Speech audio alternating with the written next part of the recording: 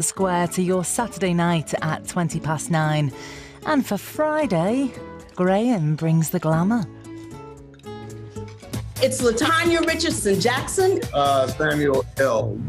And welcome to the Graham Norton Show. Welcome.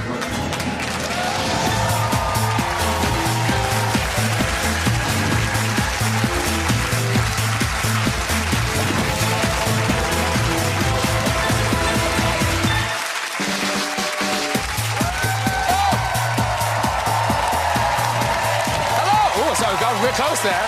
Hello.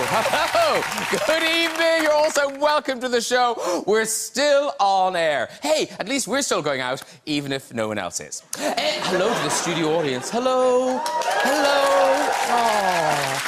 In the words of the great Donald J. Trump, I want to give you all a big fat kiss. Hey, who have we got on the show tonight? Well, look who's here. It's cricketing legend Freddie Flintoff, ladies and gentlemen. Actor, writer, all-round comedy goddess Dawn French is here. He's one of the most successful football managers of all time. It's Arsène Wenger. Plus, later we'll be joined from LA by the great Samuel L. Jackson and his wife LaTanya Richardson-Jackson. Yeah, there they are. And we love music live here in the studio from Mercury Prize winner Michael Kiwanuka.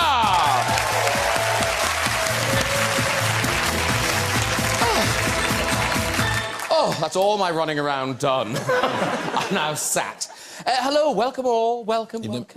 This is a bit like school, I feel, Dawn. Yes. Sporty people. Yes. And what are you talking about? What are you talking about? I played netball in my time. Did you really? Yeah. Well, yes. Oh. I didn't move much. I've stood near the goal. Do you know anything about football? Well... Who are we? Green Army. I have supported Plymouth Argyle in my life. My family are from that part of the world, so I have supported Plymouth Argyle. Are you looking curious about that, Arsène? Plymouth Argyle. Yeah. I heard the name, but I never was there. Yeah. Not yet. Early days. Not yet. It happened. There's a lot of trees to hit on the way down. Yeah.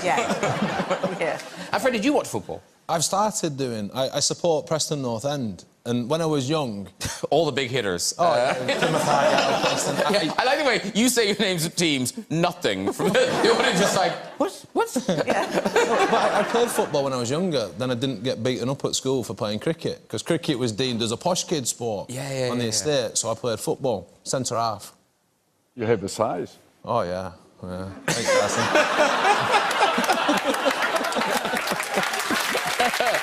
Listen, Arsène Wenger's got a book, ladies and gentlemen. Here it is. My Life in Red and White. And this kind of, it follows your career, and it's got all the kind of the big successes in it. The 3 Premier League wins, 7 FA Cup titles, and the 2004 season with the Invincible team. But now... Yay, go on, yeah, go, yay.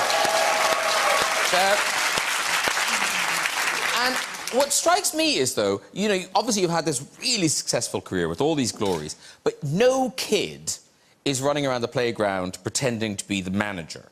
Like, how did this become your dream? How did you end up being a manager? Well, because... Briefly. First of all, honestly, yes, I must take a breath there, because it's not obvious to explain. I was passionate about the game, about football. And I think the main luck in life is that you have an attitude, a passion, but you need always to meet people who trust you, who give you a chance. Yeah. And that's what, I don't know how is it your job, but I think in every job it's like that.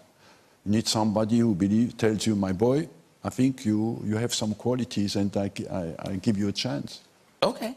And in my head, I'm thinking, you've got these 11 players who are clearly brilliant. They're gifted. They're so talented. They're at the top of their game. They're being paid millions. So they could, in my head, they could just get on with it.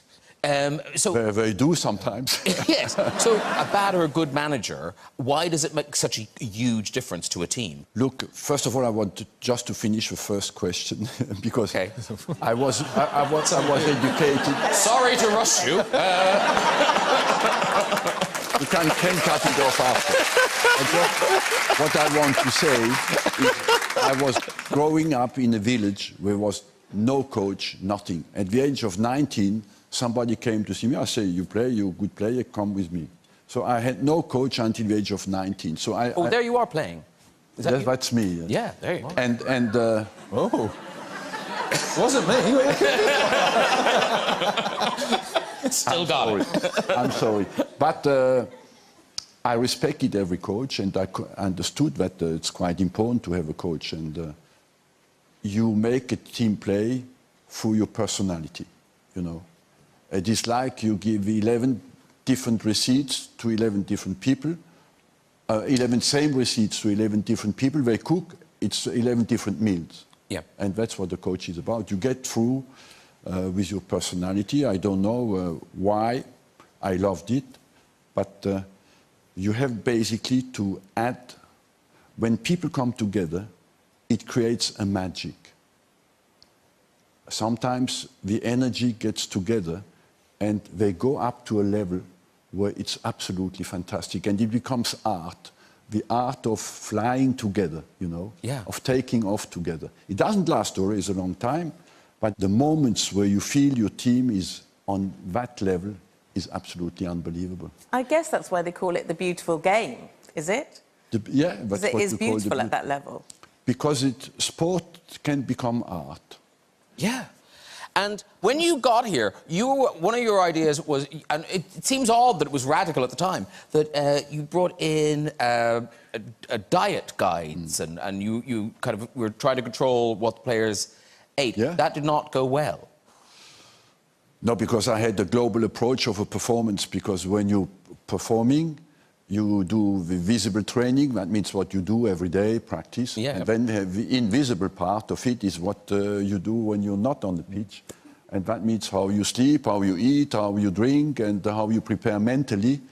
And the performance comes from the global thing, you know. I'm not sure you'd have enjoyed cricket, Arsène. I remember when I started playing in the mid-90s, it was common, you'd have 10 pints every night. Seriously, that was a quiet one. So if you have a 4-day game, you'd meet the opposition in the bar afterwards, have a few pints before dinner, a few at dinner, a couple after, and off you go and do it all again the next day. And you play the next day? Oh, yeah, I used to have a blinder. Now and then. Cricket sounds better, doesn't it? Just nobody watches it. So let's enjoy it. Yeah. But wasn't there nearly a riot on the bus? You were going to a match once, and the players really kicked off. Yeah, they protested a little bit because I suppressed the Mars bars, and they chanted at the back of a coach when you were going to the game, "We want our Mars bars." Yeah, I get that. I so get that. So No, because it helps you work, rest and play. It does, yeah. What's the harm? So I didn't give them, of course, anything. And at half-time, we were quite leading, and everybody, usually I get in the dressing room, let everybody relax, and after you talk. So, and nobody said a word. And I said to the physio, "What is wrong? We are leading. Is something happened?" He said to me, "They're hungry." Because we didn't get the mask back. But now, one of the things in the book that really comes across strongly is that that football wasn't just your interest or your career; it was everything. Yeah. I mean, you talk in the book about missing family events, but nobody like you missed family events. You never went to the theatre, cinema, nothing. Never. Now you're at this point in your life. Do you regret any of that? Do you kind of think, I wish I'd done more? You know, I think in life you have to find the meaning, and it had a meaning for me. Today, when I look back, I'm 70 now, so of course I'm a bit frightened of why had it such a big importance to me, and why did I sacrifice so much? Why did I lead a monastic life, basically, for the whole of my life? It was painful for me to look back. Yeah. Because, first of all, I don't like it, but I arrived at an age where I had to do it. And overall, I realized what a monster I was and how selfish I was. Because I did live my football with 100% intensity. You talk about selfishness. You talk about to be a sportsman, you've got to be selfish. And I got that a bit fuddled up a bit, because I thought as a player you had to be selfish. But it's more as a person. You know, when you win, I go out with the lads. You know, I go out with my teammates, we celebrate together. The family get you when you lose.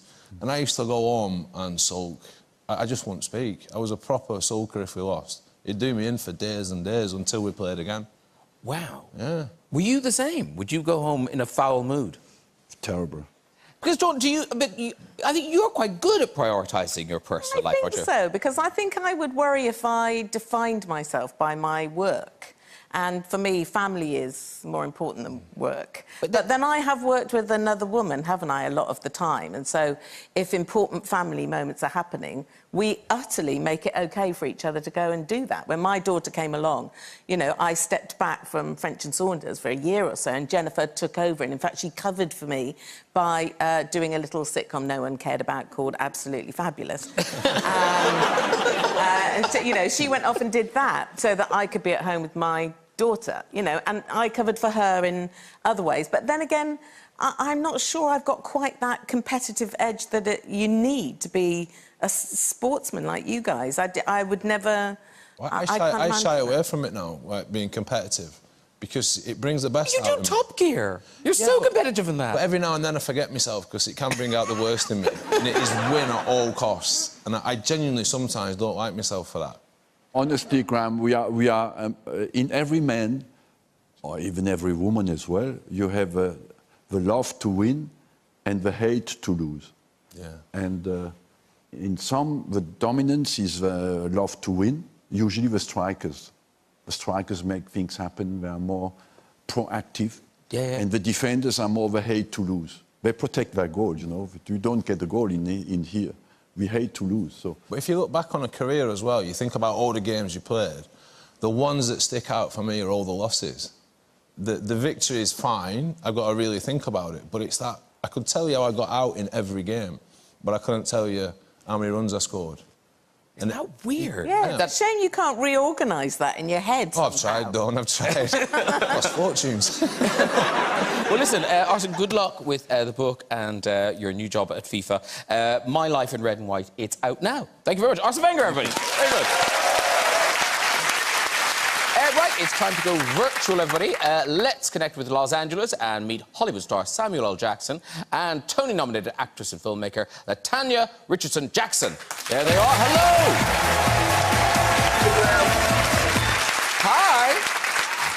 Hi. Normally, we imagine Americans will know nothing about British football, but, Samuel, you are a fan. Yes, I am. Oh. Of what team? Liverpool. There you go. I have friends who are Arsenal fans. It's fine. Yeah, it's good. It's all good. It's all good.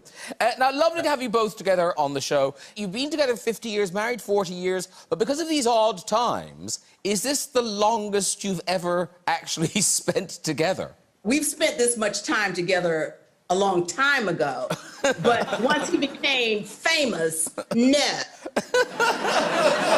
How's it going? Actually, pretty well. It's going very well.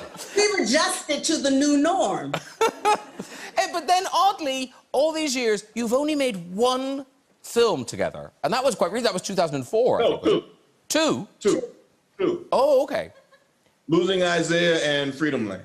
OK. Was it Freedom Land, LaTanya, that you didn't enjoy as much? Well, you know, he had become quite the person by then. And so it was his camp versus where I was. So it wasn't as pleasant because he was treated significantly better than the blue-collar worker.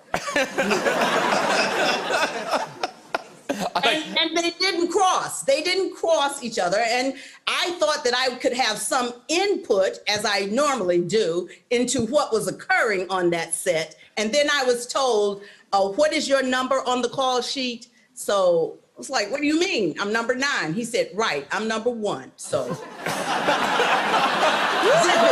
it, cookie. They're still together. They're still together. It's all good. It's all good. Man. But you are working together again. You've made this extraordinary, powerful documentary series called Enslaved, which is continuing on BBC Two on Sunday nights and streaming on iPlayer. And I read something, you're talking about the title of the series. Explain the title of the series. Well, most people like to say you're a descendant of slaves and you're a slave, you know, the slaves. And I kept saying, you say that as if it's a race of people, and it's not. You say it as if it could be a religion, and it's not. It's a crime, and it should be tended to that way, that it is a crime. So the people who were involved, who became enslaved, were enslaved, first of all. So you couldn't be a descendant from something that was a crime. It's like, well, you could say, you know, the murderers, but it was a heinous crime that was committed on our people, and it should be looked at as such.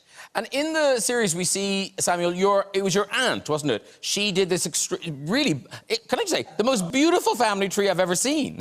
Yeah, well, she's my cousin, and yeah, I have an extensive family. And my cousins have been digging through this for a very long time. That's my cousin Hilda. And Arthur. And Arthur, her brother. They've been digging through our family history for a long time. That led me to finding out the origin of my particular tribe and where I came from. And now, the documentary is fascinating because I think a lot of us are aware of sort of the horrors of forced labour on the plantations. But this is about... well, one, the length of time, that it's over 400 years this was going on, right, but also focusing on the millions of people who never even made it. Exactly. And the fact that even though those people didn't make it, someone found a way to still make a profit off of what was termed cargo and not humanity, and digging into who commissioned those ships, who insured those ships, and several significant trials that happened in your country from people trying to profit off of those people that they either tossed overboard, nailed shut in a ship, or just lost in a storm.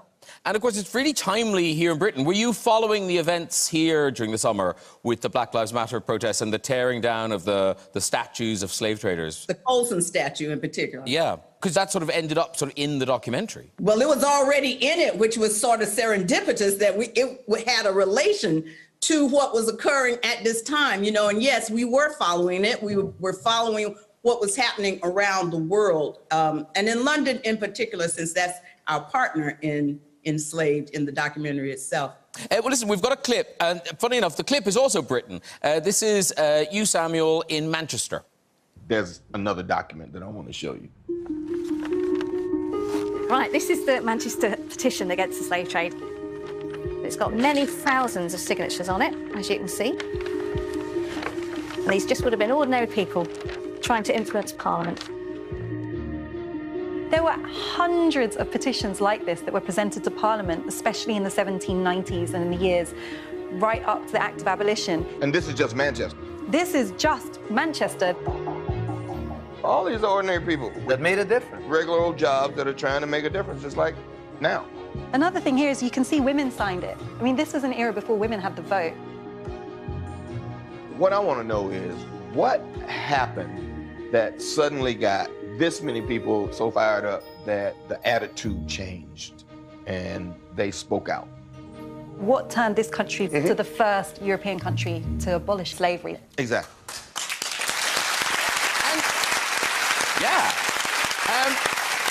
But tell me this, you didn't go on location, is that right, LaTanya? No, I was working. She was on Broadway doing... I was doing To Kill a Mockingbird, Aaron Sorkin's piece on Broadway, but I did notes and kept up with them all along the way. Okay, because you were slightly concerned for your husband. I was very concerned because he went into some treacherous waters. I wanted to make sure he was safe. I'm not a great fan of helicopters and, you know, and these little planes, unless they're, you know, Gulfstreams or, you know, Bombardiers. Pull it down, pull it down.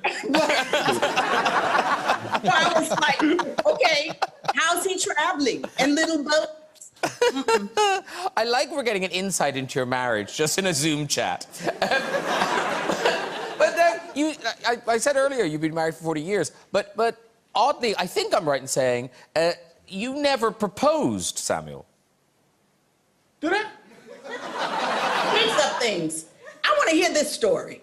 Go. You never proposed? I don't remember. Well, I don't remember it actually. I do remember you having some invitations in your hand and saying this is when this is happening. No, that's not what happened. No, I said my grandfather is very ill and he's going to die and he's very concerned that we are not married. So we have to get married now so that he can walk me down the aisle. That was his concern, that I was the last of his grandchildren not to be walked down the aisle in marriage. So we have to get married. So now you have to ask him if you may marry me, and then you have to ask me, will I marry you? And you did. I did? Yes, you did. Okay, you know what? It doesn't matter. But the wedding itself... That was the story. It was all romantic. I got down on one knee and did the whole thing. No, it was semantical, but, you know, we did do it. I didn't say semantical. I said romantic.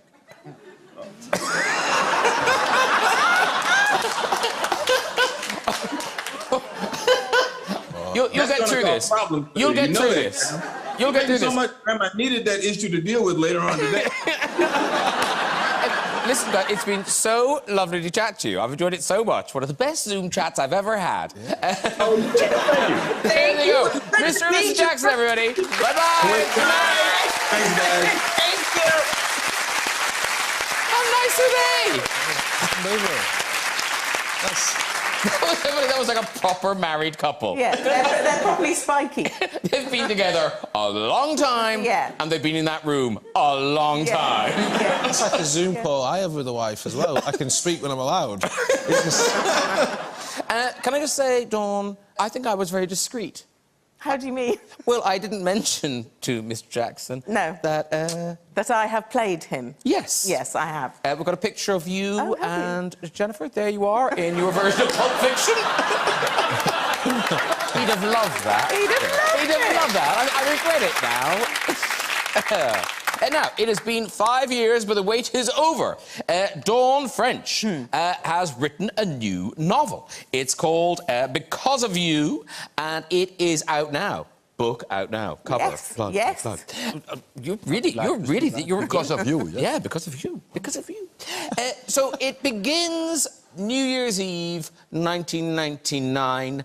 How much how much are you willing to tell us about the story? Well, I can tell you that it starts, as you say, at the turn of this century. And around midnight, two very different women, are on the same ward in a hospital, and they both are having a baby. And they have a baby daughter each. And then the next day, one of the women leaves the hospital with a baby, and the other doesn't. And the one who leaves with the baby has stolen the other woman's baby. And then we cut to 18 years later, when the baby has grown up and discovers that the mother who took her is not her birth mother at all. So it's about identity, really. It's about belonging. It's about families. And it's about who makes us, really, whether it's the blood connection, the genes, whether it's who steps up for you, who raises you.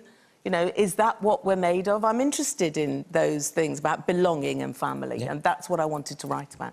And, look, you don't make things easy for yourself, because you actually sit with some paper and a pen. Is that right? Yeah, I do. Well, I suspect that in the history of time, more books have been written that way than any other way. I mean, I don't think it's so unusual. And I am quite modern, Graham. I mean, I've moved on from the chisel and the tablet. You know, I don't hammer it out anymore. But I actually like writing with a pencil on paper. I love paper. I love pencils. I love the fact that it's my writing. It looks like my book. When it's typed up, it looks like anybody's book. Looks like a book. It looks like a book, exactly. If I write an email, like a long one, more than a paragraph, I'll write it on paper and take a picture and send it. Because if I start doing my one finger, I lose my thread. Yeah, nice. Can I just say, it's sort of genius. It's sort of weird. Story of my life, that, Graham. Sort of genius. Yeah, but a bit weird. But a little bit weird. But who does type it up? Well, lovely Sue, who works for me, has been my PA now for, oh gosh, 30 years.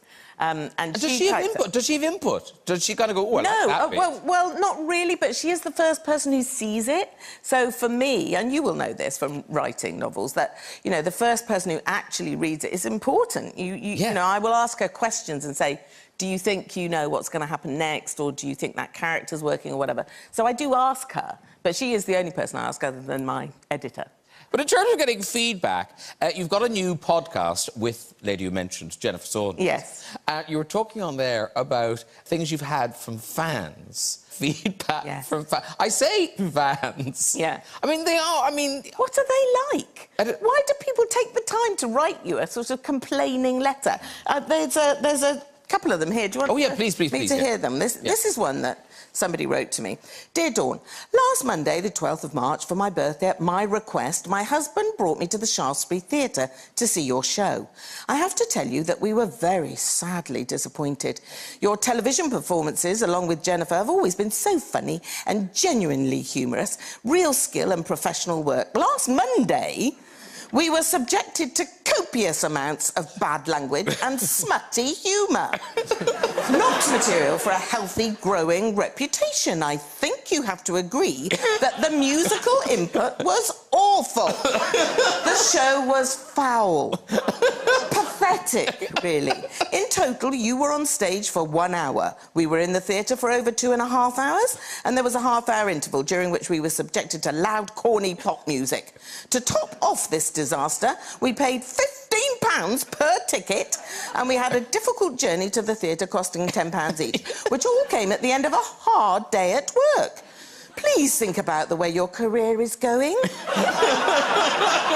I only wish you had considered the way you are affecting people. I will now be writing a letter to Jennifer to let her know as well. And I will also be writing to the press. Thanks for nothing. It's a fan letter.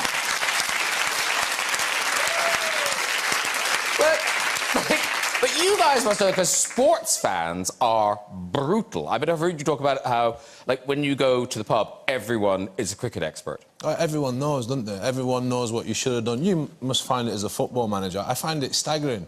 You get, like, a football manager, it's his job, they know everything, but some bloke in Wetherspoons, he knows who should be playing up front. And it's the same with cricket, but people voicing, like, disgust. I played a game in India, and I was fielding on the boundary. I was being shot by a pellet gun. I was getting shot in the back, so I picked these bullets up and I went to the umpire and I said, mate, I'm being shot on the boundary. He said, me. Oh, my goodness. Because, Arsène, in the book, you talk about how the kind of rivalry between managers. So who was your biggest kind of rival, bête noire? Would it be Alex Ferguson? He was my biggest rival, yes, for 10 years. And because they had... Oh, there he is shouting. Oh... He has a go at me there, yeah. Yeah. You look like you're just, like, zoning out. Is he going, I want my Mars bars? Where are the Mars bars? I look like somebody who didn't get the Mars bars. Yeah, you look like, oh, I forgot to get Mars bars. Yeah. But was it really kind of properly aggressive with him, or was it just kind of you were playing your role? No, it's real. You know, competition... Andrew could tell you that is real. It's you or me. Because Jose Mourinho, now, I noticed you don't mention him in the book. No. Now, are you actually having fisticuffs here? Because that's a really pathetic-looking fight, huh? You look like Hugh Grant and Colin Firth in Bridget Jones' Diary. No, you tell your players you have always to be in control of what you do, but sometimes you don't manage to do it. Do you remember what you were fighting about? Yeah. Was it football? No, we didn't talk a lot. It was just physical there. It was basically me losing control. Yeah. Oh, did you start that fight? I started that, yeah. Arse. Oh, that happened. Wow. You can give me the yellow card now. Pick a side. Or the red, even. Listen, on the subject of Arsène's old team, Arsenal, now, last week we had some distressing news. It was announced that Arsenal were making their mascot, the Gunnosaurus, redundant. Do you know Gunnosaurus? Of course you know Gunnosaurus. Yes, of course. They work closely together. Of course you do. Everything that Gunnosaurus knows, Arsène taught him that. knows, Yeah. This was the art he was talking about earlier. Yeah. Now, the thing is, it's odd, you would think, that Arsène would have Gunnosaurus, a dinosaur, as their mascot. But that is the world of mascots. So here's a good game, everybody. Guess the mascot from the football team. For example, what's the mascot for Southend United? OK, remember they were on the coast. What do you think? Seagull? Oh, seagull's a good guess. No. Yeah. It is, of course, Sammy the Shrimp. There it is. It's either a shrimp or some sort of gay shark. What about Wigan? Does anyone know Wigan? You like Wiggins. Wigan? Is it a pie? Yes! Is it really? It is a pie! It's Krusty the Pie! Unbelievable. Yeah! That's the best mascot ever. I know. I bet that's a really grumpy person inside that very cheerful pie. OK, here's an easy one. We'll give this to Arsène, we'll get this one. Yeah. The Scottish football team, Partick Thistle. What do you think their mascot is? Thistle. I don't know what it is. What does it mean? Well, it's a Scottish thorny flower, but you will be no wiser after seeing Kingsley the Thistle. That is not a thistle. It looks like Kenny the coronavirus. It's terrible. I mean, what a lovely photo op for children. Go and stand beside that. And frightening. finally, West Bromwich Albion. OK, come on, Arsène, you can get this one. No, I don't know the name of the flowers in English. No, it's West Bromwich Albion are the team. The Baggies. That's the Baggies. No, yeah. the Baggies, they're called the Baggies. They used to have a big bag to collect the takings in. OK, that's why they're called the Baggies. Oh, I didn't know that. So, West Bromwich Albion, the Baggies, what do you think their mascot is? I don't know. Anyone? A bag. Bag. No, it's a combi boiler. No, it can't be. That's their mascot. I'm sensing they're sponsored. Absolutely, that's ridiculous. Right, Freddie Flintoff has a new book out. Yes, he does. Yeah. It's called Right Said Fred. And this book, it's sort of Freddie Flintoff's kind of your take on the world. Is that fair? On things, yeah. I think during lockdown you sit at home, don't you? And you've got a lot of time to yourself. And my head is busy. There's a lot going on.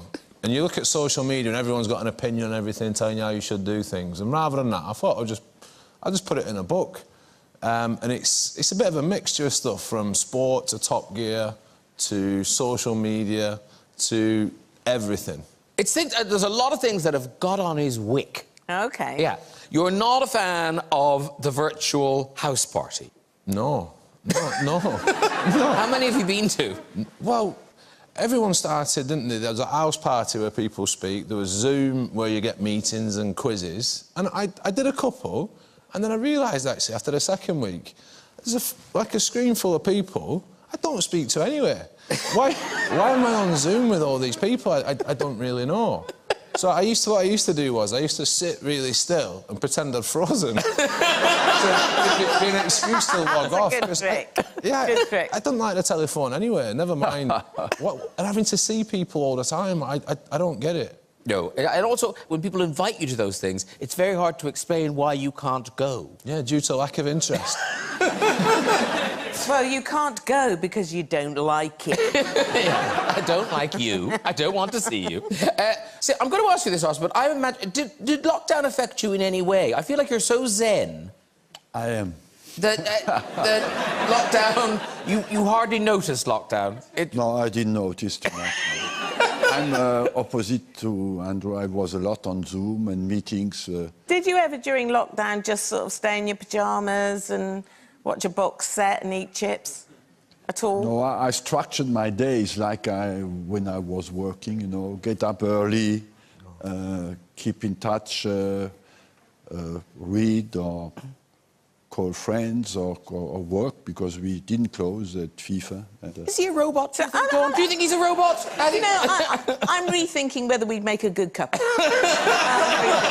Yeah. We have a chance. We have a chance. But one of the other things that people have been talking about in lockdown is haircuts. And Freddie, you've got a very good haircut story in the book. Well, I struggle with hairdressing, and Donald, my mate, he does it, and it's fine, because you go to the hairdressers and you get stuck with chat, don't you? And I went to a new one that I got put onto, and I walked in, and I sat in the chair, and the fella's talking to me about football, and my knowledge is minimal, so I don't know too much about it. So I pretended I was asleep, but the last thing he said to me was, "Do you like Sergio Aguero, the Man City player?" I said, "Yeah, I think he's a good player, isn't he?" Then I shut my eyes. I woke up.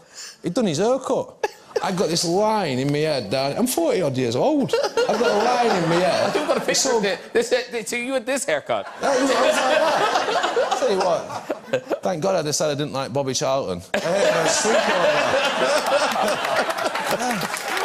Oh, dear. Freddie, in the book you talk about how you never really kind of wanted a job, you always just fell into things and stuff, but Top Gear, you properly wanted that job. That was the one job, because for me, being a cricketer, that was it. That's all I ever wanted to do, and I stumbled into telly. And I've had some good jobs, done some bad ones as well. And when Top Gear came up the first time round after Ammon, Clarkson and May, I said to my agent, like, I'd love a crack at that. And he was saying, not yet, not yet. And then a few years later, I'd just come off filming A League of Their Own, and he said, "You'll never guess, you got a screen test for Top Gear." And then I got really competitive with it, like a sportsman. It was like, I want to get this. I want to do this. So I went to the screen test and winged it and managed to get the job. And now it's great. I love cars. I love driving around. Paddy's great and Chris Harris. It's fun. But some of the things you do are... I mean, you know, because I get it, you like cars. Yeah. But bungee jumping in a car, I mean, even you must have thought... Yeah. I realised why they wanted me then. And I'm actually dispensable. Do you sign, by the way, do you sign a bit of paper saying, if I die, don't worry about it? You got to sign waivers and insurance and things, but with some of the stuff I've done before, I've got this reputation of being a bit of a daredevil and no fear. It is not the case. I'm bricking it in that car. I'm over a dam in Switzerland, and it was a car bungee and a metro, and I had to pull the handbrake to go. And the one thing about bungee jumping is if it's on your legs, you know you're attached. But I'm in a car and I'm going down just thinking, please, please be attached. Oh, because you don't know that the car's attached. You can't feel anything, can you? You've got a seatbelt on, but that's not going to help, is it, when you hit the ground? Airbag. Yeah. I'm fine. I didn't even have one, it's an old metro. Hey, listen, Top Gear is continuing on Sunday at 8:30 on BBC One, and we've got a little taste from this Sunday's episode. What's going on here? Are you on Cyprus? Did you go to Cyprus? We managed to get one trip abroad before lockdown. We went to Cyprus and we got hire cars. Apparently it's the cheapest place in Europe, €30 to hire a car, but they're not the best. And we went round and we went water skiing. We put a water ski on the axle and then brought them in. We went skiing in cars in Cyprus. Wow. This isn't skiing. Yeah. This is just you driving. I don't want to diss Cyprus, but the roads don't look great. That's all I'm saying. Here we go.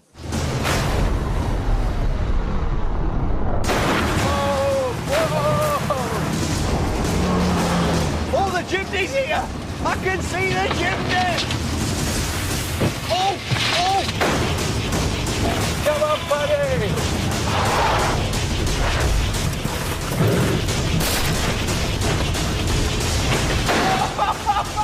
It's a tough little bugger, this.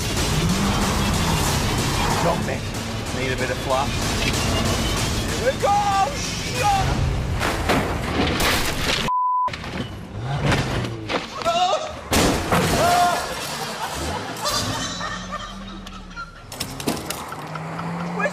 Looking after these!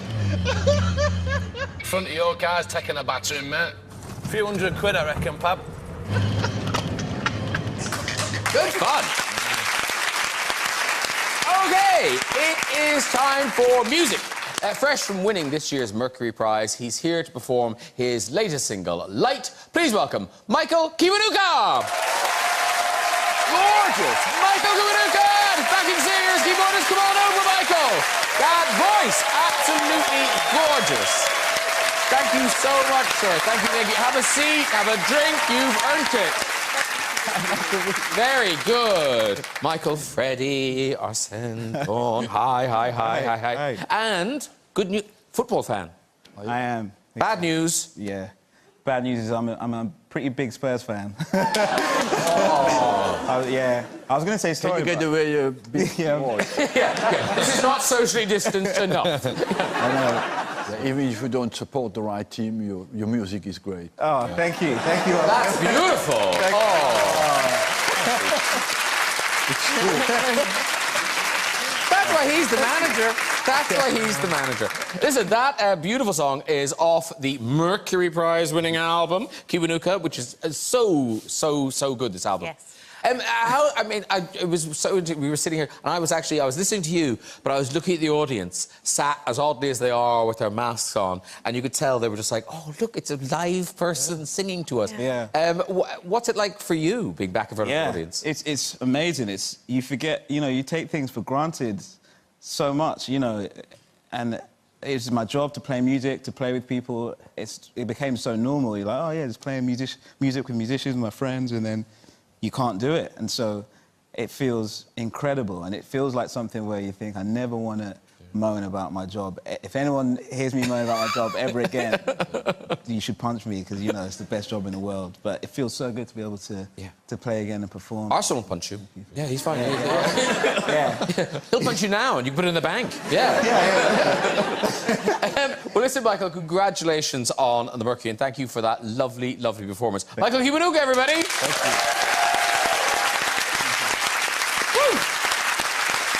Nearly it, but before we go, just time for a visit to the big red chair. Who's there, I wonder? Hello. Hi. Hi. You look like you know what you're doing. I hope so. OK, what's your name? Yasmina. Yasmina. Yes. And you have an interesting job, Yasmina. What is it? I'm a nutritionist. How did I know that? Oh. I don't know if that is interesting, but anyway, you're a nutritionist. Yes. Arsène, questions? Yeah? Mars bars, good, bad? Mars bars or not? No. No. Very bad. See, do you know each other? She's wrong. Do you know each other? OK, and where are you from? London. OK. A London nutritionist. In sport or in company? Not sport, no, just on my own. I'm a freelance, so... She's a rogue nutritionist. Yeah, they're out there. Yeah. OK, off we go with your story. So this was my first job. I was in marketing. First few weeks, and I had a boss that was very prim, proper, always wearing a suit, very serious. We didn't have a very good relationship. And he comes in, and he's talking to someone else in the office, and I noticed something is hanging from the back of his suit. It's something long and white, and I'm thinking, what? And I'm not quite sure, so I look closer, and I notice it's toilet paper. He had literally just a little, like a short tail of toilet paper. Yes. And at this point, I'm looking over to my right, and a really close friend of mine is sitting next to me, and I see in her eyes that she's noticed at the same time as me that it's toilet paper. Yes. And so I just want to burst out laughing. Yes. But I can't. He's my No, boss. yes. So I'm just trying to control myself, trying to think sad thoughts and not say anything. And then I think, this poor man, I have two choices. I don't say anything, and he walks around all day long. Yes. With this hanging, or I'm decent and I say something. I was trying so hard, but too long.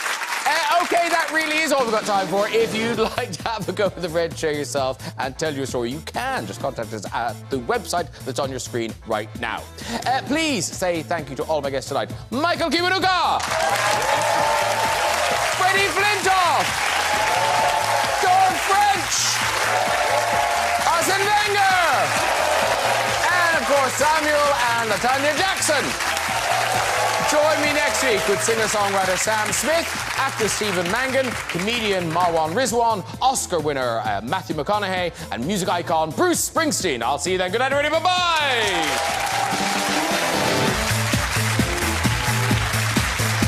I don't know if you watched Enslaved with Samuel L. Jackson. Well, if you missed it, you can press red now to watch on BBC iPlayer.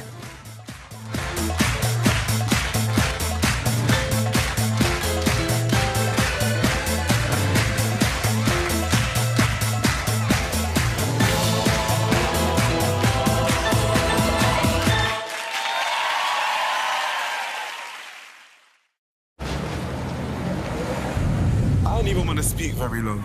This music's way too smooth. How can sound waves physically make you move?